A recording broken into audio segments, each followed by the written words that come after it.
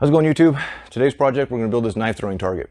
A pretty simple project. We got 4x4 blocks as the base. We got 2x4 frame. There's a piece of plywood on the backside. There's no glue, so everything is replaceable.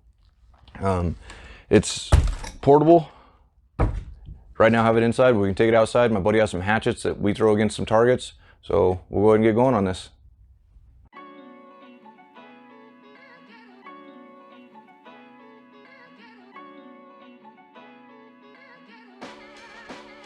We're going to start by taking all the staples out of the 4x4. I'm hit it on the planer just to try and screw up the edges so they fit a little tighter.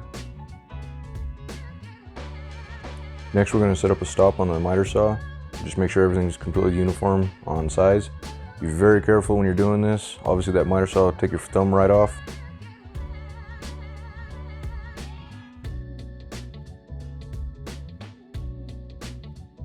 Now that we've got all the pieces cut out, we're going to go ahead and measure and see what the outer frame is going to be. We're going to leave an 1/8 inch gap from side to side for some pocket holes so we can tighten that up and pull everything in together real tight.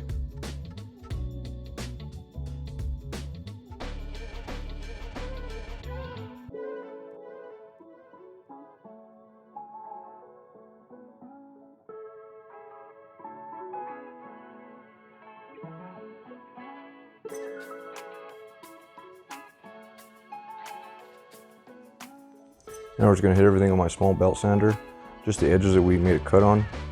Not trying to take a whole bunch of material off here, just want to clean off the burr so it fits in nice and snug.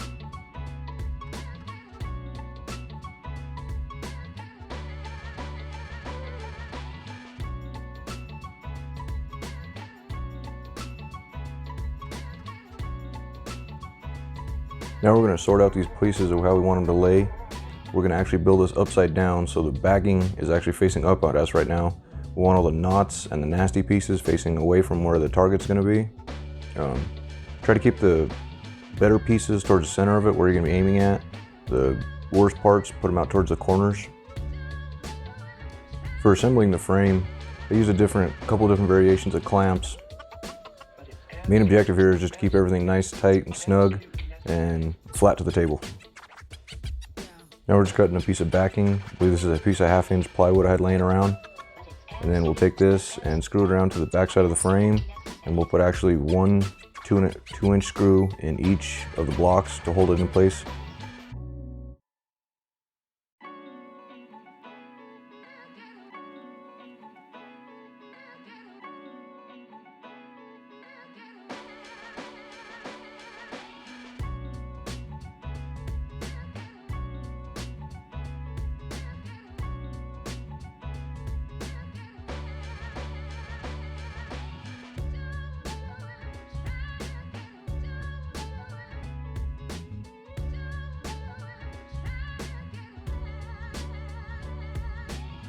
Now we're going to make some circles for the bullseye. I believe it was a 5-inch center, 7.5 inch inner, and then a 10-inch outer. And then I'll take tape and just mark that off.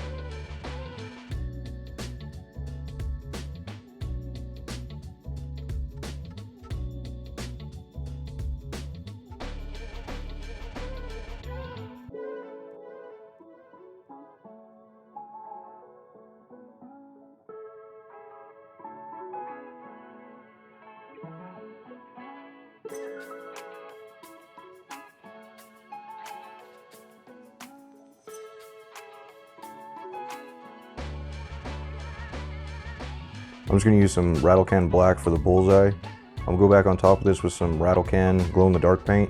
You can vaguely see it at night.